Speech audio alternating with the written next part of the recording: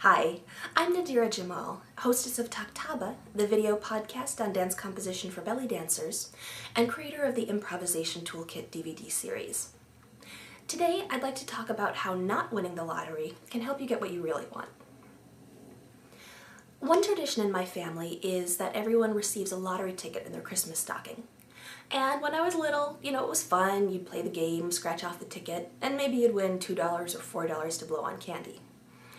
But as I got older, I realized that there was a much more subtle present in there, and that was the permission to dream about what I really want. When we dream, we tend to dream small. We'll automatically edit our hopes to what we think is realistic and practical, what we really can achieve. But, most of us don't acknowledge the full scope of our dreams at all, and if we do, we immediately dismiss it because we think that we can't really achieve that. But that really limits what we can do. So, why do we do that? I think a lot of it really does come down to fear. Fear of success is this cliche, but I think there's a lot of truth to it. If we don't set our expectations too high, then we don't risk disappointing ourselves. But, if that's going to limit us so much, we really need to break out of that cycle. So how do we do that? The first step is to give yourself permission to dream big. So, you don't have to buy a lottery ticket, but it doesn't hurt. But just take a few minutes to think about what you would do if you won the lottery. What would your fantasy look like? So how would you spend your time? And if you didn't have to earn a living and had infinite means and 24 hours in the day, what would you make into your life's work? Now, most people are automatically going to say, okay, I want a bigger house, I want a fancier car, I want to quit my job, and go ahead and indulge in those fantasies. But once you've done that for a little while, you're going to find that new details start to creep in. And these are the ones that are important. So at this point, all you have is a bunch of daydreams, right? And what good are those? The thing is that your lottery fantasies may seem over the top, but they have a kernel of truth in them. So if you look to the root, you'll find important information about what you value and what your goals really are. Not the things you think you should value, like having, an important job or meeting the right person, etc. These will tell you what you really want in life. And once you have that information, you can start acting on it.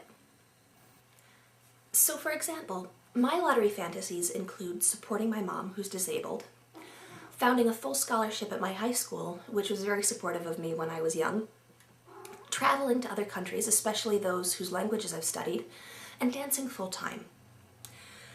And as soon as I realized what I really wanted out of those fantasies, I started taking small baby steps towards each of them. For example, I send my mom a grocery card every month to help her out. I try to give to my school more often, especially when they have matching drives. I've joined a language conversation exchange so I can start meeting people from these countries and practicing the language and making friends, understanding the culture, etc. And I've started making dance a serious business. And my cat just bumped the tripod. Let's fix that. Okay.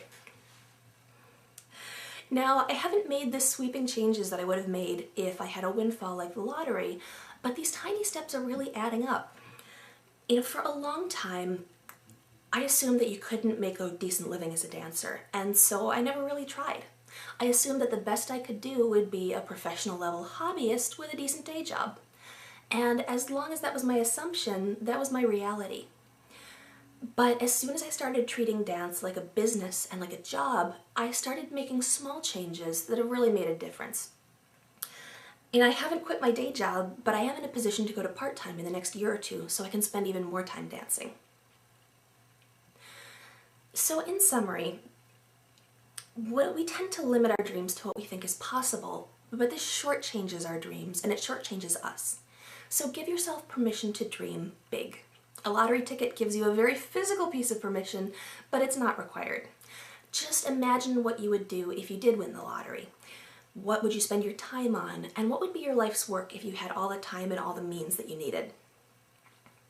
Then try to find the kernel of truth at the root of that fantasy, and think about what tiny steps you can take today with the time and the means that you have to move each of those forward.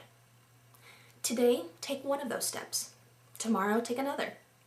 And over time, you'll be amazed at the progress you can make. Now, when I was that little girl with the Christmas stocking, the New York State Lottery motto was, "All you need is $1 and a dream." but really it's the dream that matters. So Happy New Year, and I wish each of you the full extent of your dreams in 2010 and in the next decade. Thanks for listening, and happy dancing.